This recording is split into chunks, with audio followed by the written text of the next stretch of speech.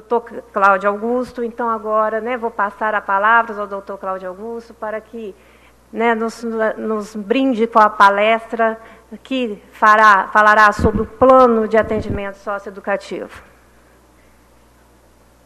Cláudio Augusto, então o senhor terá 40 minutos, né, a partir de então, e nos brindará com essa bela palestra.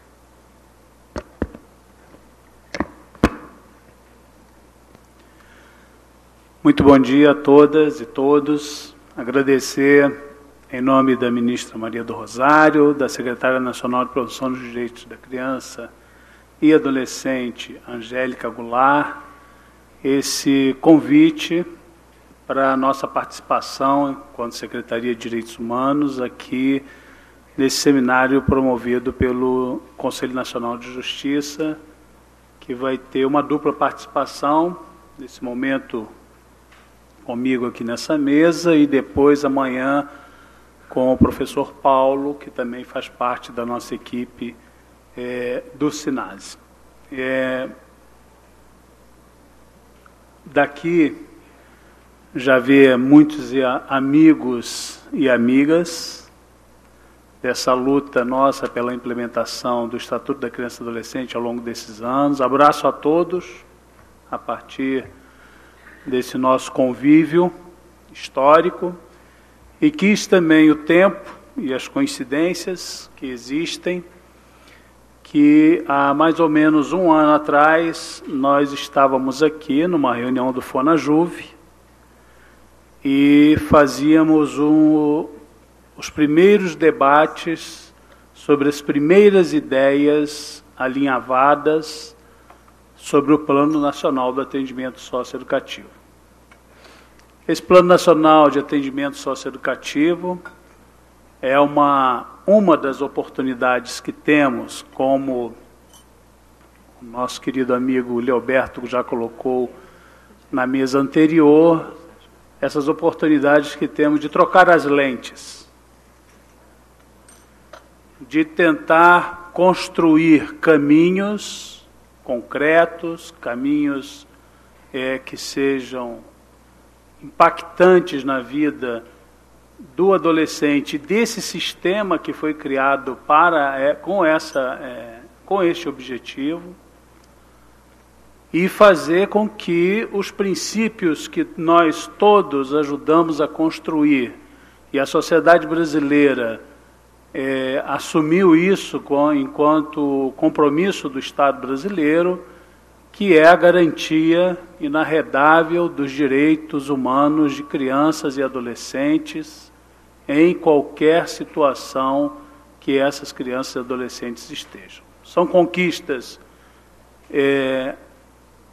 que foram feitas com muita luta democrática, com muita participação da sociedade, de órgãos de governo, de instâncias do Estado brasileiro, e que o Plano Nacional de Atendimento Socioeducativo, nesse momento, ele é somente uma peça que vai tentar operacionalizar esses princípios.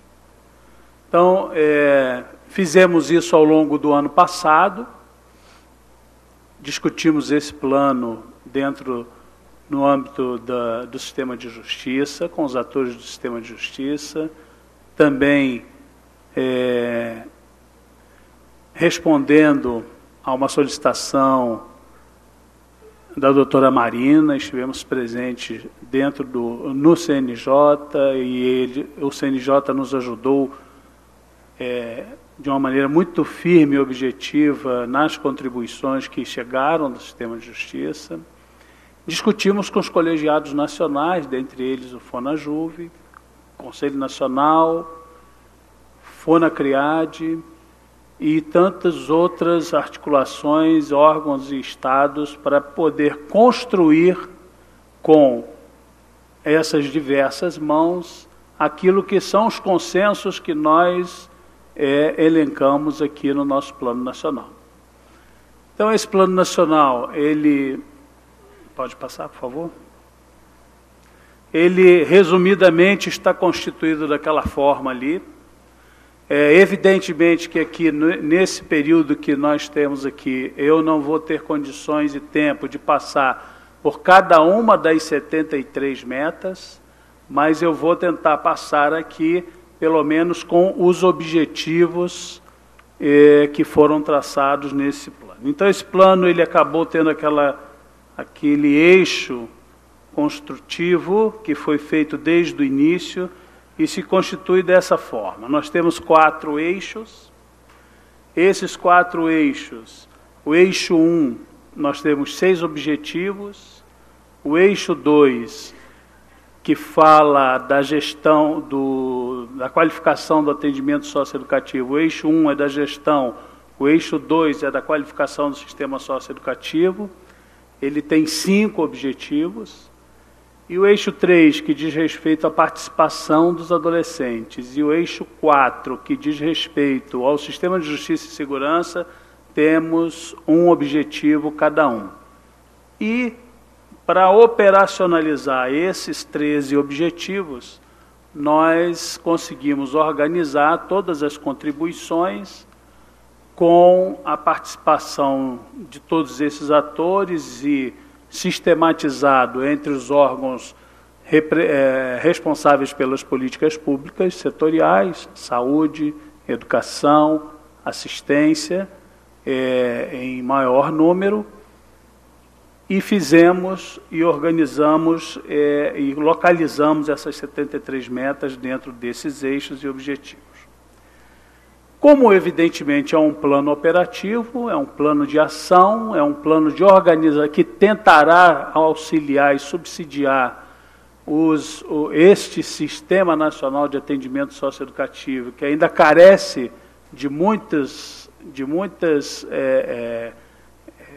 questões para se encaminhar, para funcionar efetivamente com o sistema. Nós já prevemos, dentro da elaboração deles, os 3 períodos para a sua própria revisão. O primeiro, ele é mais curto, que tem 2 anos, e os outros 2, com 4 anos, coincidem com o ciclo orçamentário. Então, ao caminhar nesse plano nacional, que é previsto de 10 anos, nós temos que aproveitar essa janela de oportunidade que o Plano Nacional nos obriga e conjugar os objetivos que temos com as condições orçamentárias e busca de orçamento para a execução desse sistema. Então, por isso, ele está previsto aqueles 3 períodos de forma distinta. Nesse primeiro ano, e aí já é um pedido, uma solicitação e uma determinação também da lei, nós temos que nos concentrarmos, os estados e municípios, na elaboração dos planos estaduais e municipais do atendimento socioeducativo. E aí o papel dos responsáveis pela aplicação da medida socioeducativa, seja de meio fechado ou seja de meio aberto, e dos conselhos deliberativos dos estados e dos municípios, são os 2 atores principais e responsáveis principais pela mobilização, articulação e elaboração em conjunto com todo o sistema socioeducativo local desses planos.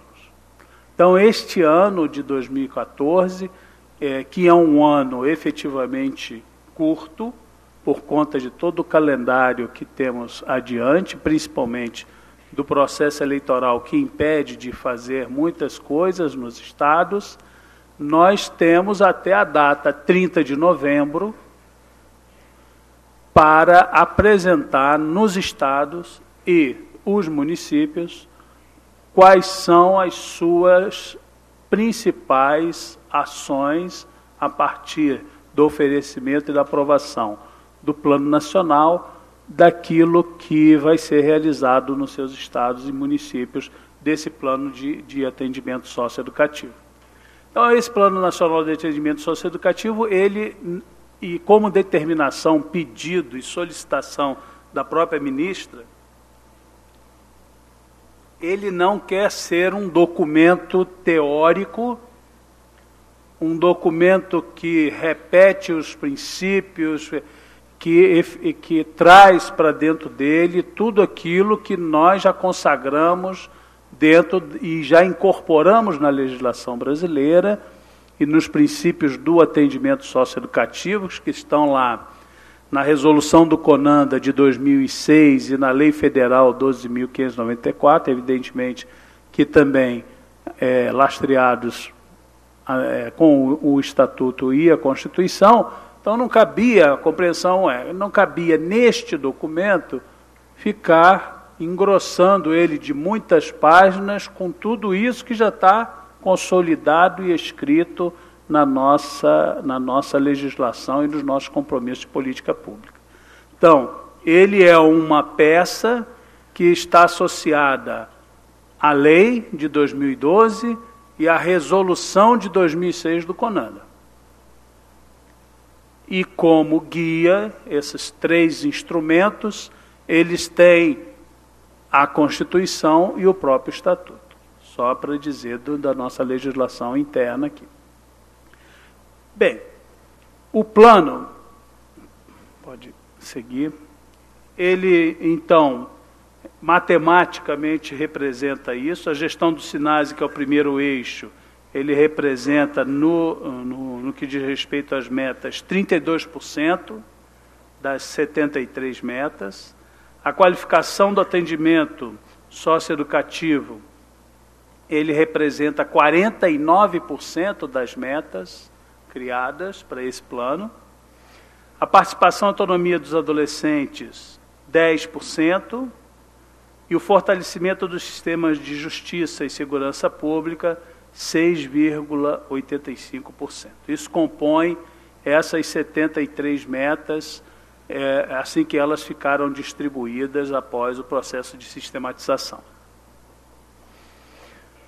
Bem, os desafios, resumidamente, cada vez que a gente faz um resumo, evidentemente que tem prejuízos.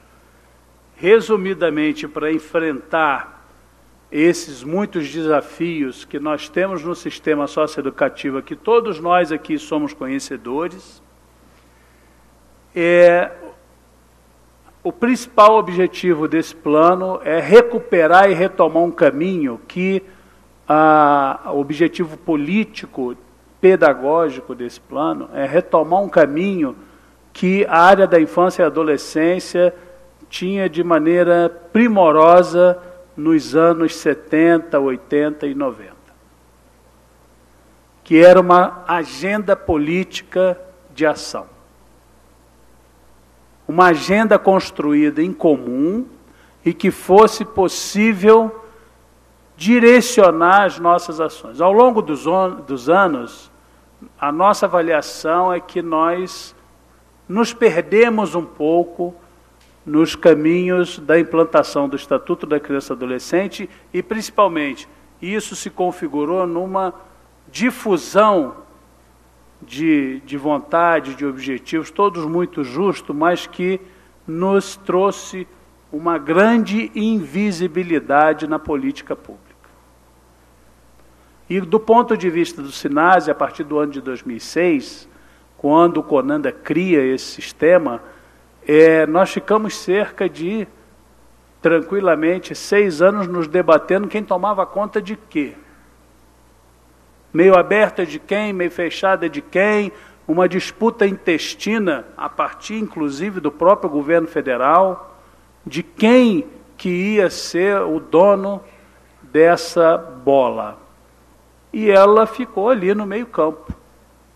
Não foi nem para um lado do campo, não foi nem para o outro lado do campo. E quem teve um prejuízo enorme é quem precisava da política pública da socioeducação.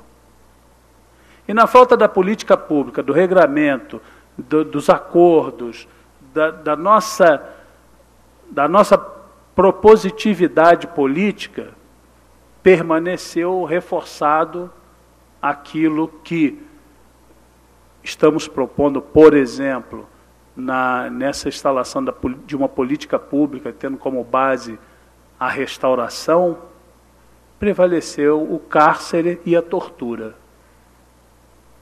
que estão presentes de norte a sul do país, em sistemas pequenos ou em sistemas grandes.